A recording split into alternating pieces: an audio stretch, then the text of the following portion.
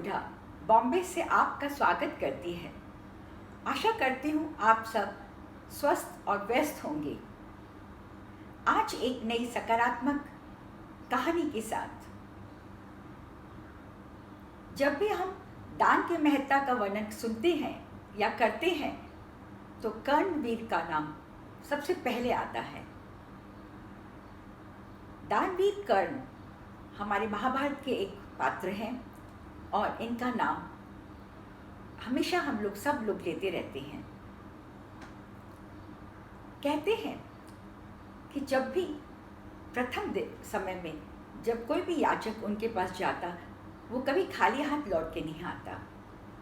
एक बार इंद्र एक ब्राह्मण का रूप धारण करके उनके पास गए और उन्होंने उनका कवच और कुंडल की मांग की।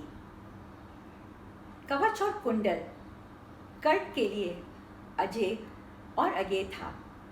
मतलब इसका यह कि कोई भी युद्ध में जब वो कुंडल और कवच धारण करे तो कोई भी उनको हरा नहीं सकता था। लेकिन उन्होंने उस ब्राह्मण को निराश नहीं किया और वो दान में दे दिया। इस तरह से हम देखते हैं कि एक बार कृष्ण और अर्जुन की वार्तालाप चल रहा था। कृष्ण ने कहा सबसे बड़ा दानवीर कर्ण है।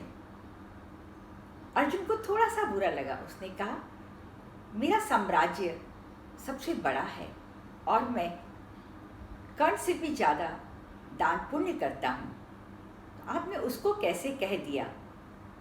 कृष्ण ने कहा देखो थोड़े दिनों बाद तुम्हारे प्रश्न का उत्तर तुम्हें वापस अपने आप मिल जाएगा। कुछ समय बाद उनके राज्य में बहुत तेज बारिश हुई। 4-5 दिन तक लगातार बारिश होती रही। सारे जंगल की लकड़ियां, सारे पानी सब जगह पानी हो गया। अर्जुन के दरबार में एक ब्राह्मण आया और बोला कि मेरे पिता के दाह संस्कार के लिए मुझे कुछ लकड़ियां चाहिए, चंदन की लकड़ियां चाहिए। अभी बरसात बहुत हो रही है, कहीं भी मुझे मिला नहीं क्योंकि सारी लकड़ियां गीली हो चुकी हैं।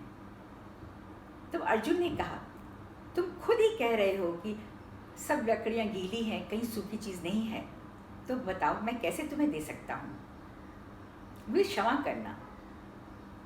कृष्ण ये सब सुन रहे थे वहाँ पे। कृष्ण ने कहा ब्राह्मण आप कर्ण के दरबार में जाइए। तब अर्जुन ने कहा कृष्ण ये कैसे हो सकता है। कृष्ण ने कहा आप देखिए आपको पता चल जाएगा कि आज दानवीर कर्ण सबसे इतना प्रसिद्ध क्यों है। ब्राह्मण जो था वो उसके दरबार में गया, कर्ण के दरबार में, और कहा मुझे लकड़ियां चाहिए अपने पिता का दाह संस्कार करने के लिए।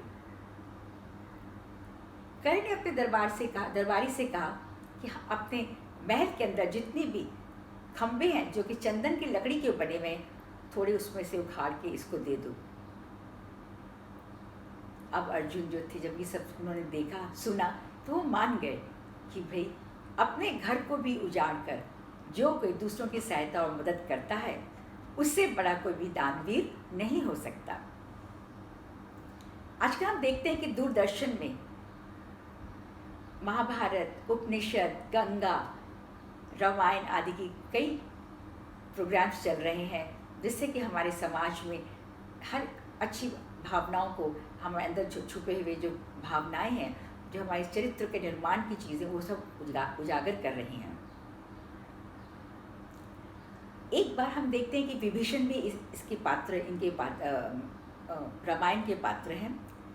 उनका जन्म जो था वो राक्षसों के बीच में हुआ था और अपने भाई रावण की कुटिलता को देखकर उनका मन खराब हो दहल गया था और उन्होंने राम की शरण में जाना स्वीकार किया और राम को मदद करने के लिए वो उनके पास चले गए।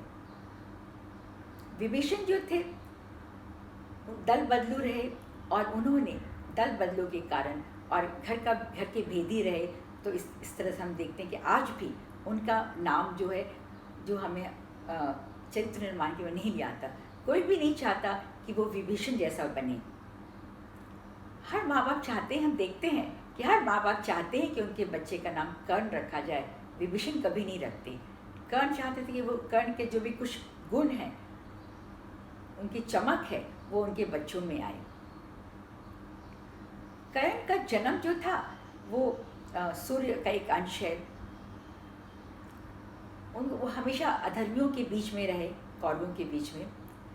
जब युद्ध हुआ तो उन्होंने धर्म के बदले अधर्म का सहयोग दिया, लेकिन एक गुण जो था वो उनमें हमेशा कायम रहा, वो था दानवीरता का। इसलिए आज भी उनका नाम दानवीर में सबसे आगे आता है।